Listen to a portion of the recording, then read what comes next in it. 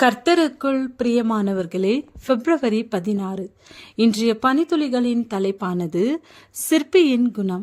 வசனம் ஆதியாகமம் 1 அதிகாரம் 27 வசனம். தேவன் தம்முடைய சாயலாக மனுஷனை சிருஷ்டித்தார். அவனை தேவ சாயலாகவே சிருஷ்டித்தார். ஆணும் பெண்ணுமாக அவர்களை சிருஷ்டித்தார். இத்தாலி நாட்டில் உள்ள பிளாரன்ஸ் நகரத்தில் புகழ்பெற்ற கேத்தலிக்க பேராலயம் ஒன்று உள்ளது.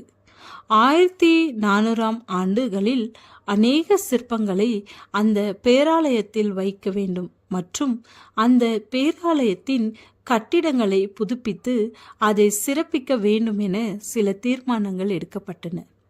அதன் அடிப்படையில் சிற்பங்களை செய்வதற்காக மிகப்பெரிய ராட்சதக்கல் ஒன்று வாங்கப்பட்டது. பல சிற்பிகள் வாங்கப்பட்ட அந்த கல்லை பார்த்து அதில் ஏதாகிலும் செய்ய முடியுமா என முயன்றார்கள்.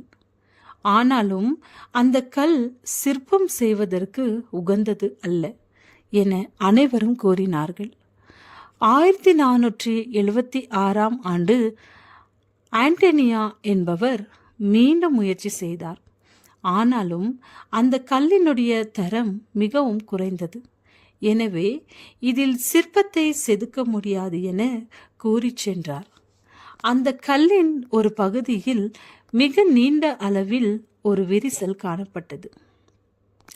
1501 ஆண்டு மிஞ்சல் ஏஞ்சலோ என்கிற சிற்பிக்கு பேராலய நிர்வாகத்திலிருந்து சிற்பத்தை செய்வதற்கான அழைப்பு கொடுக்கப்பட்டது. அவர் அங்கு சென்று அனைவரும் கைவிட்ட அந்த கல்லை பார்த்து சிறிது ஆராய்ச்சிக்கு பின் அந்த கல்லை ஒரு சிற்பமாக உருவாக்க தீர்மானித்தார். அந்த ராட்சத கல்லில் காணப்பட்ட விரிசலை அவர் எதிர்மறையாக பார்க்காமல் அந்த விரிசலை தான் விரும்பிய சிற்பத்தை உருவாக்க தனக்கு கிடைத்த ஒரு வழியாக பார்த்தார்.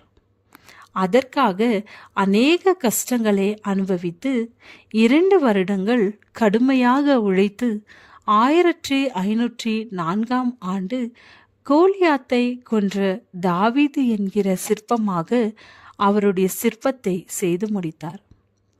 இன்றும் அது ஒரு புகழ்பெற்ற கேத்தலிக்க சிற்பமாக கேத்தலிக்க மக்களால் போற்றப்படுகிறது. அனைவரும் கைவிட்ட ஒரு கல்லை போற்றப்படக்கூடிய சிற்பமாக அந்த சிற்பி மாற்றினார். நம்முடைய வாழ்க்கையில் நாம் அனைவராலும் கைவிடப்பட்டிருக்கலாம், புறக்கணிக்கப்பட்டிருக்கலாம், ஏன் ஒன்றுக்கும் உதவாதவர்கள் என்ற பெயரு கூட பெற்றிருக்கலாம்.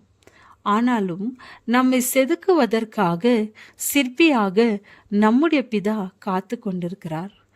நம்மை அழகான மற்றும் போற்றக்கூடிய சிற்பமாக மாற்ற அவர் விரும்புகிறார்.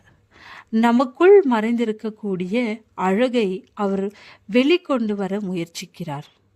அந்த அழகு என்னவென்றால் அவருடைய குணமே.